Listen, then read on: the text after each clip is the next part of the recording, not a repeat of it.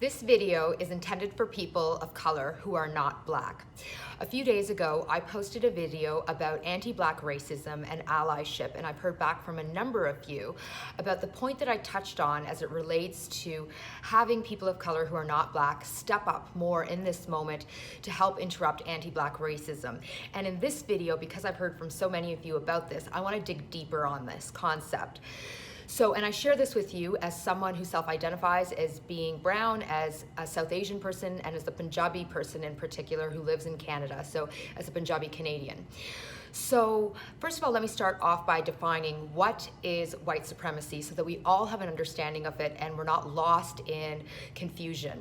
White supremacy is not entirely about the KKK and white hoods and white supremacists as we know it to be based on the media, although that is important too. White supremacy is the ideology or the belief that white people and whiteness is better, more deserving, more belonging, more competent, insert whatever other positive adjective you can, than belonging to a community that is of color or indigenous. And white supremacy not only lives in systems, structures, practices, procedures that manifest across all echelons of our society, but white supremacy also lives actually in our minds and in our bodies. We actually hold the belief, all of us globally, that white people are better than people of color and indigenous people.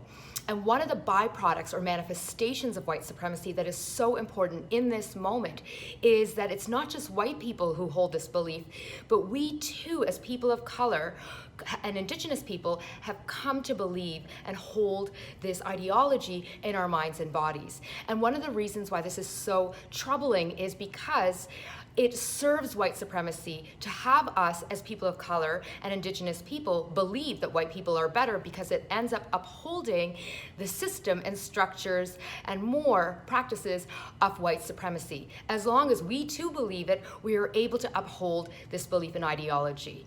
Now, why is this message important in this moment?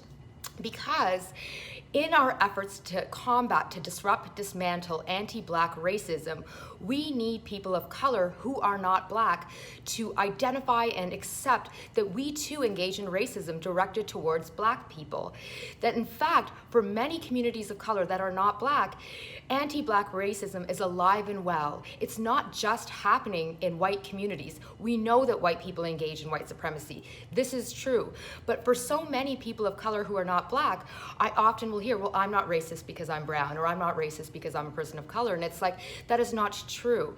As I just mentioned, we too have internalized the belief that of color people are not as worthy as white people, but not just that. In our global society, because of white supremacy, there is a racial ethnocultural hierarchy or ladder where it stratifies people tied back to race and ethnoculture. And it is a globally held belief that Black people and indigenous peoples are at the bottom of this racial ethnocultural hierarchy, which means that as people of color who come from communities where we are not Black, we, based on social stratification, are here, and Black people and indigenous people are down here.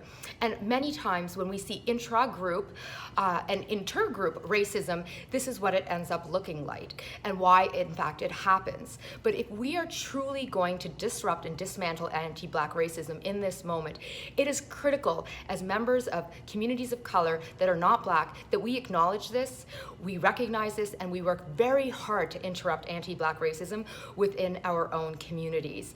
In fact, I've been hearing a little bit about well, what about the other communities of color that are also experiencing racism? What about anti-Asian racism right now, or anti-indigenous racism, and more? And I hear you, but this is not the time for the oppression Olympics. This is the time to put a spotlight on the multiple examples that we have in our society globally around how white supremacy and racism has a particularly adverse impact on people who are Black. And in fact, on every data point measurement that you can point to, whether it be housing, employment, healthcare, justice, and more, we know that people who are Black experience disproportionately adverse impacts. And so in this moment, more now than ever before, I call upon you, those of you who come from communities of color that are not Black to step up, to use your voice, to use your power and privilege to interrupt anti-Black racism.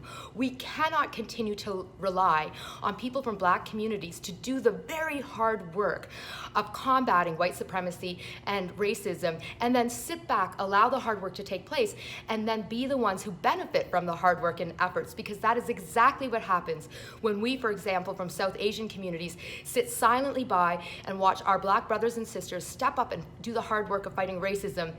And we do not join them. We allow them to do the hard work. And because of white supremacy, racism, and colorism, we then benefit from their efforts and they don't. That has to stop. So I call upon you to use your voice, your power, your privilege, and so much more, your allyship, to step up in this moment, because we must do this.